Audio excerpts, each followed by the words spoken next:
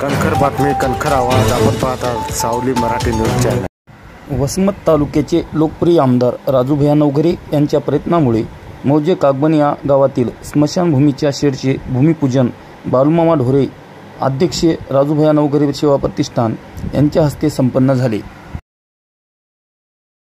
यावेळी जिजामामा हरणे सहकार शेल जिल्हा अध्यक्ष राष्ट्रवादी काँग्रेस पार्टी, त्र्यंबक कदम राष्ट्रवादी काँग्रेस पार्टी जिल्हा सरचिटणीस, विश्वनाथ फेगडे राष्ट्रवादी काँग्रेस पार्टी तालुका अध्यक्ष, पांडुरंग कदम माजी सरपंच सारोळा, नागनाथ पडोळे ग्रामपंचायत अधिकारी, सरपंच, उपसरपंच, सदस्य, मौजे कागबन येथील गावकरी मंडळी यांची उपस्थिती होती. कागबन येथील गावकऱ्यांनी राजूभैया नवघरे यांनी केलेल्या आणि मंजूर कामांची माहिती दिली.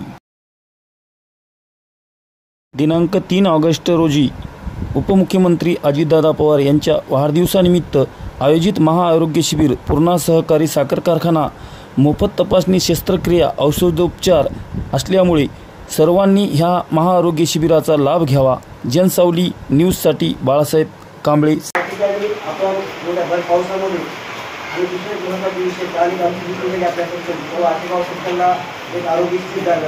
आमदार अजितदादा पवारचे मोठं महाआरोग्य शिबिर झालं. जवळपास 2-3 हजार पेशंटमध्ये तपासणी करून काही पेशंटला तिथे हॉस्पिटल निघाले. तसंच आपण आपल्या सरकारचं बाबूगाव सरकारचं शिबिर पुन्हा कार्यक्रम आहे घेतलेला आपल्या आरोग्य केंद्रावर. त्या दिवशी आपण प्रत्येक घराघरात जाऊन तुम्ही नोंदणी करा. तुम्हाला कोणता आजार आहे काय सगळी माहिती घेऊन त्या दिवशी जवळपास 60 डॉक्टरकडे प्रत्येक डॉक्टर आहेत.